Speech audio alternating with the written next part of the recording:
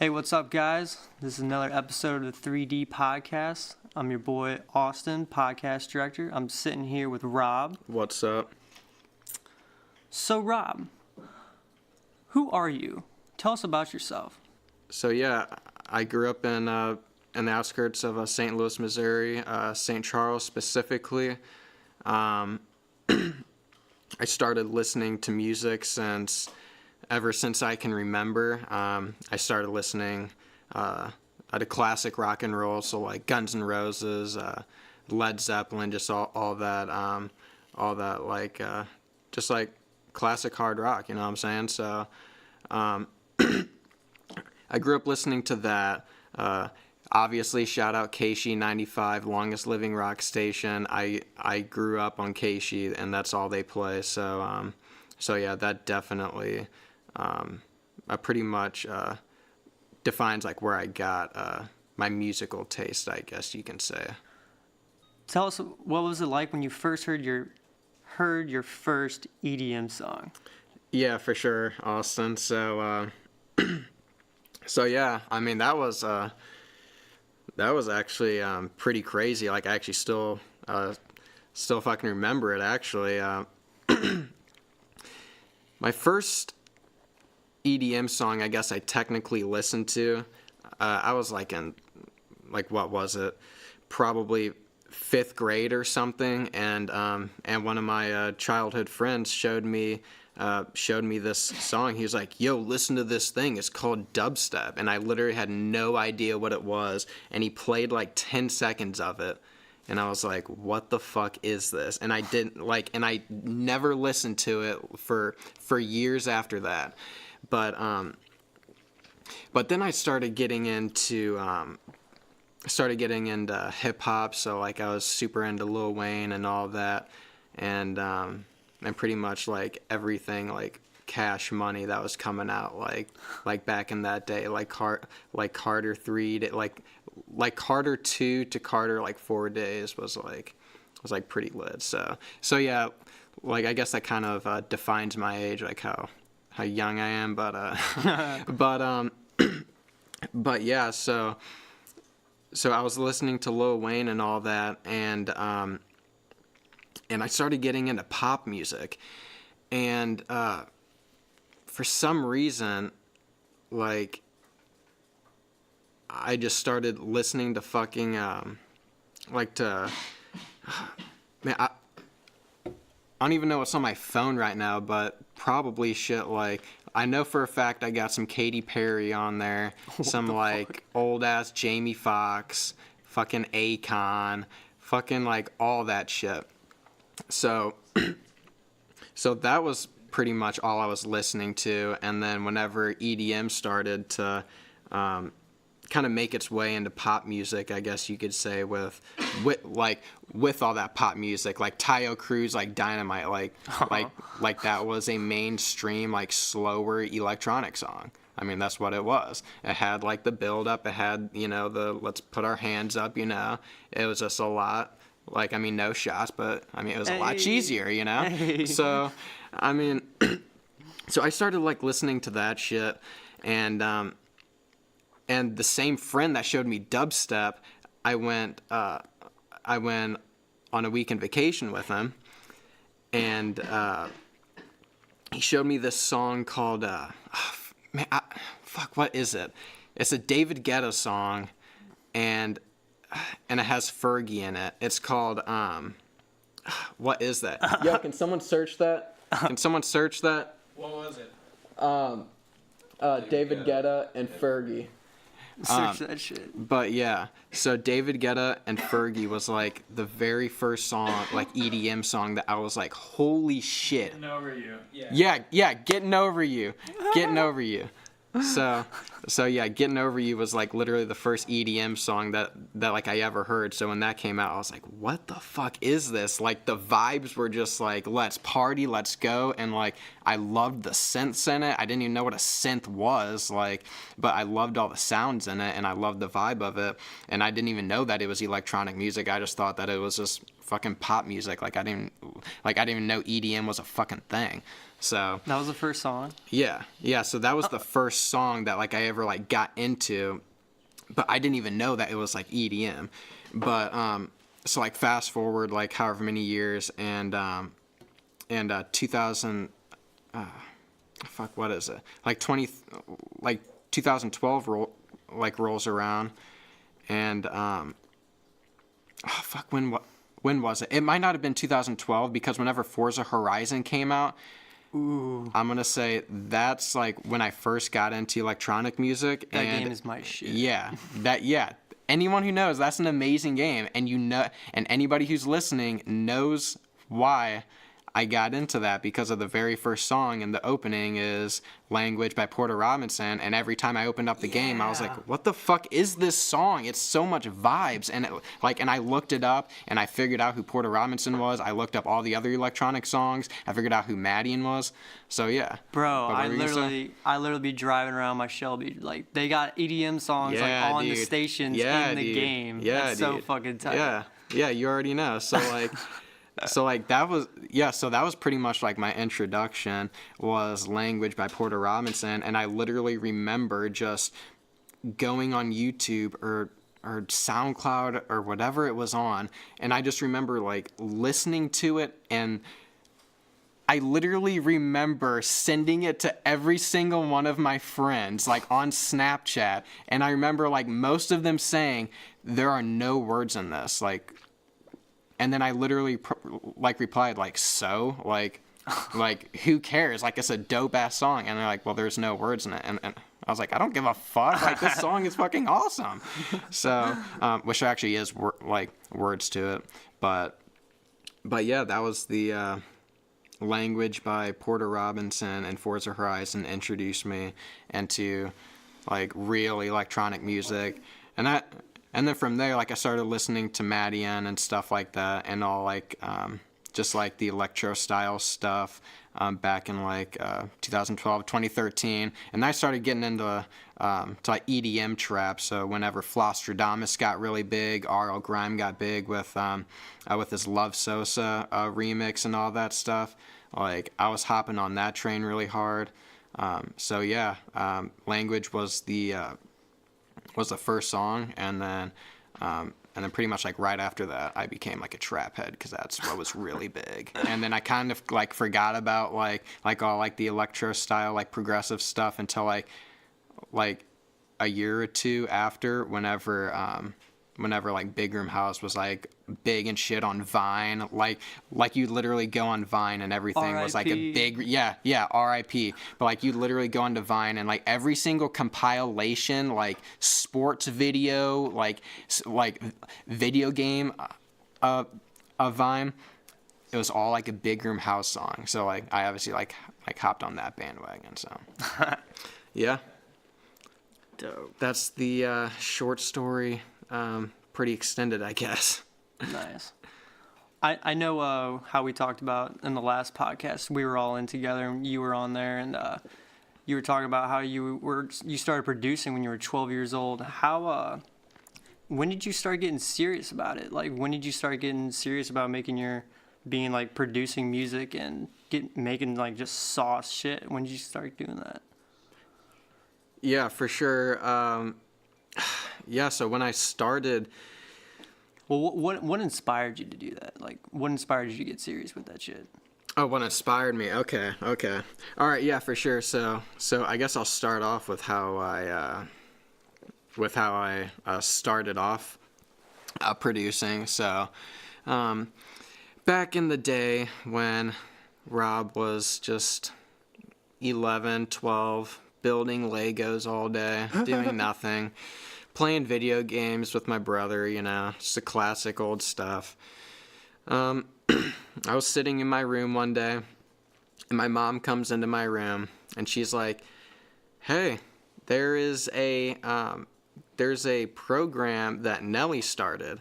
And then, if you don't know who Nelly is, St. Louis native, probably one of the biggest guys to come out from St. Louis. I would say Metro, but he's based like out of Atlanta. But he started a school called Extreme Institute, and And yeah, my mom was like, do you want to go to this youth program that they're hosting? And they hosted a beat making program, a videography, a singing, and a dance. So so my mom was like, okay, so it's like a 5-day a course. You can either do one a day, or you can do like the beat making one all week. And I was like, well, shit, I'll do the beat making one because I don't really care about videography. But like, I was hella into like fucking Lil Wayne, fucking like Tyga, like I said, like all those like Cash Money guys, and like just all the guys coming out like back in the day. So like 2010 and all that shit. So pretty much when like trap beats started to get like really big, I was really interested in that music, but I didn't even know how the fuck like I didn't even know what a beat was. I didn't know people produced beats. I just thought they were just like things that just existed that you would just like put in a computer and it would just shit out a fucking beat, you know what I'm saying? So like I didn't even fucking know. So when she was like, "Oh yeah, you can make beats," I was like, "Oh shit, bet." So I went to the beat making course. First day I go there, it's fucking amazing. I still remember like the smell of the place. Like it just smelled super fresh, so just like super like inspiring, and just like I don't even really know because I was so young and like I didn't even know what any of that shit meant, but like I knew that it was a place that like I wanted to be, so so I walk in and go to my first like course for the day, and this guy introduces himself as he's like, "Hey, what's up, guys? My name is Wishmaster, and I'm your instructor for this week." And shout out to Wishmaster, man, seriously, because he really did like pretty much put me on to like what I want to do. But Wishmaster beats, you might know him from songs. He made Like a Boat with Lonely Island, and like I remember when he first told me that, he was like my mind was just like, holy shit, I'm 12 years old and I'm meeting this guy who like made a song that like I had on my phone prior to even going to that school. So like I was like, shit, bro, like you made this? Like this is on my phone. Like he's like, oh yeah, shit, thanks for the money. I was like, nice. But yeah, he showed me that he made all that shit, and that he started pretty much online beat leasing and stuff, and he really got big with that, and that just like really inspired me, because like I didn't even know what that was. I always knew I wanted to do something with music, but I didn't know what industries like there were to go into like in the music industry. So that just like pretty much put like a little like reminder in my head that like, yeah, like that's like what I want to do and shit, and like that's what I want to do with my life. So so yeah, he teaches me he teaches us. There's only 3 kids in the class, so it's pretty sad, not gonna lie, but I mean it was pretty vibey though, because we each gotta learn on our own and get like hands-on experience and like individual help with Wish, which if it was a bigger class we wouldn't have got. So but I leave the first day, and my mom picks me up, and I'm like, yo, if this was school every day, I'd want to come to fucking school. Like, I'm not even joking. Like sign me up for this. Like, I will wake up like an hour early. Like this shit's dope. Like, I want to make fucking beats. So I got FL, started making beats, started downloading free samples, didn't know anything about mixing, didn't even know what a fucking bass line was. What in the fuck is FL? FL Studio? Oh, FL Studio is a digital audio workstation, and you produce music on it. Oh. You edit audio in it. So there's other programs like Logic, Pro Tools, but I started out on FL Studio making beats because that's the easiest. If you're a producer, you know that that making beats is probably the easiest to create a beat, at least in FL Studio, just because of the step sequencer. If you're a producer, you already know that. But I started out on FL, and I was making like actually pretty fucking dope beats. Like I still have them on my fucking like hard drive. None of them have bass lines or anything. How old were you when you started like making dope shit? Like legit, like serious, like okay, this is actually like good, like. Oh, like good shit? Cause like you know when you jack around, like when you first start, and you got those like okay, these are kind of good, but they're like you look back when you make some actual good shit, you're like, dude, that shit sucked ass. Oh yeah, 100%. Yeah, so the first good thing I actually made was actually probably a couple of years ago, because I was just jacking around like all the way up until 3 years ago. Were you like 17, 18? I was man, how old was I? I was about 16 or 17, like when I started getting like serious. But like when I like made like my first track that was actually like, okay, this could actually be a legit fucking song. About 2 years ago, yeah. And then that's when I knew, like I was like, holy shit, like if I can make this shit, then if I spend my time all fucking day doing it, then I don't even know what the fuck I can make, but it's way better than this, I can tell you that. And yeah, it's just been it's just been a pretty cool ride, I guess, to learn all this cool knowledge about producing and audio engineering, and it's so much, like it's ridiculous. It's fun though. How is the process with your like personal studio? How's that like? Like, cause you started off with like probably like shittier equipment. Like, Yeah. Oh yeah.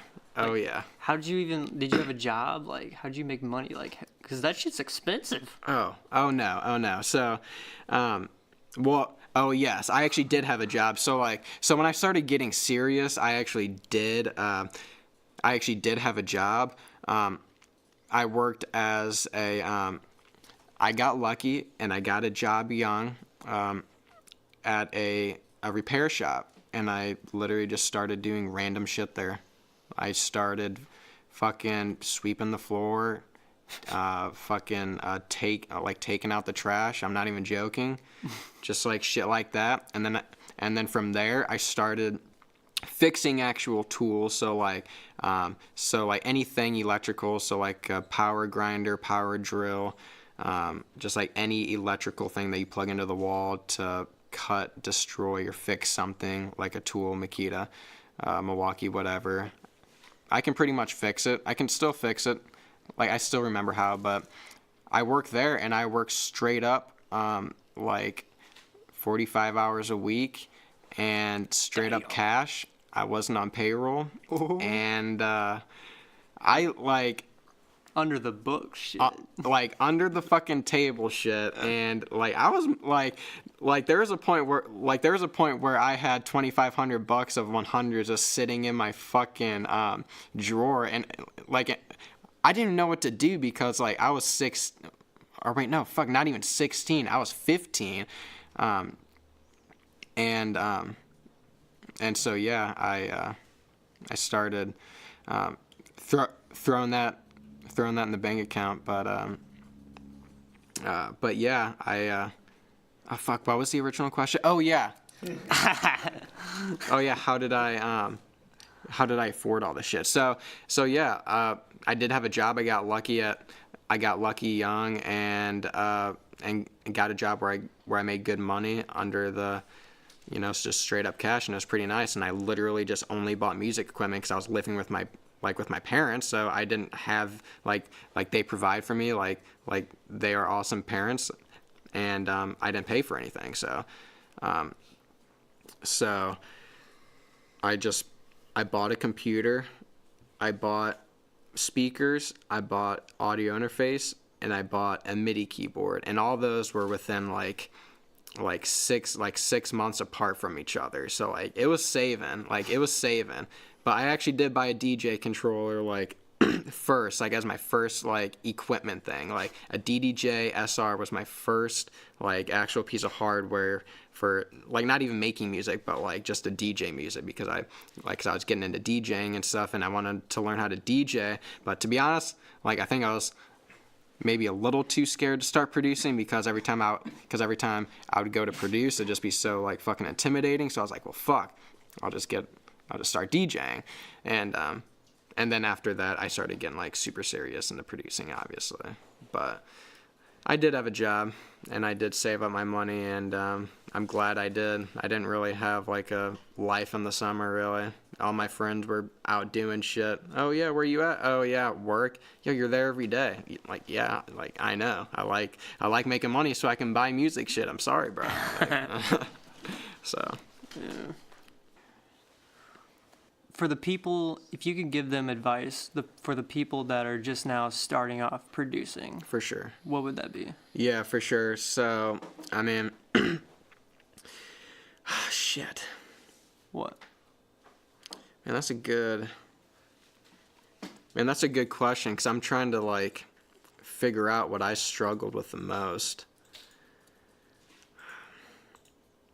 Like, I mean, honestly, like, if you're just trying to start producing, like, one of the biggest things that I learned was that I tried to learn everything first, I guess, instead of try it first, you know? So I would open up Logic, which is the software that I operate in now.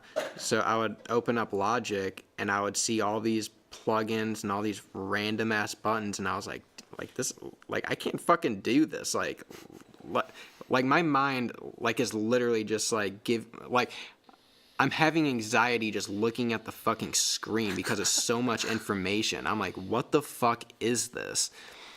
And, like, so from there, like, I just stressed the fuck out of myself by trying to learn everything, and just learn what, like, fucking EQing is, and, like, learn all this shit. But it wasn't doing anything. And like, in the first time I actually saw, like, real results is when I just made whatever the fuck I wanted, and then if I was trying to switch something up or whatever, I would just literally like stop my session, Google what my problem is, I'll learn what that problem is, and then I would fix it right then and there, and then keep going on with my song. Where before, I would just try and, like, watch a shit ton of tutorials all fucking day, and then, like, at the end of the night, like, I would just try and put it all into one, I would just try to put all my knowledge into one session, and it was just too, like, overwhelming. So, but, like, I don't do that now because I try not to stop my sessions, but I do definitely think that helped me, that it's better to just, like, honestly, just, like, be creative. Like, don't fucking worry about, like the audio engineering shit until it's necessary. Because if you can make, like, a good fucking song, like the engineering part will come with it. And, like, that's what I was, like, having trouble with. And I didn't, like, and in this time, I didn't even know what engineering was. I just thought it was all fucking producing music. Like, I didn't even know there was a difference. But there is a difference between like, beat making and engineering. So, like, I mean, yeah, I mean, don't just be creative, like, from the get-go. And if you have any problems, what I would recommend is to just skip it, come back to it later, and then keep being creative. Because once you're in that creative process and you break out of it, like, your mom comes into your room or your dog starts barking, it's very hard to get out of that. And I also learned that with whenever I just stop my session and Google shit. It would stop me from being creative. But then once I got out of that creative mindset and then got into that like, technical mindset, then my mind was just super focused on, like, okay, like, how the fuck do I learn this? And then after I spent, like, a good hour on learning that thing that just stopped my, like, creative session, now I don't have to, like, Google it ever again. because I already fucking know it. And like, you can pretty much just take that like however you want, because it does depend on how your creativity works. But yeah, man, just fucking like be creative from the get-go and worry about all the technical shit later. Like it'll come, you know. Yeah. If you can write a good fucking song, like you can write a good fucking song. You never know until you try. You Yeah. might be good at it. Yeah, you never fucking know until you try, man. So Yeah. Try new things. try new things. You never know. You never know. All right, well, this is the 3D podcast. This is your Austin podcast director, Rob, sitting here. Hey, what's good? We'll catch you guys next week. Peace out, guys.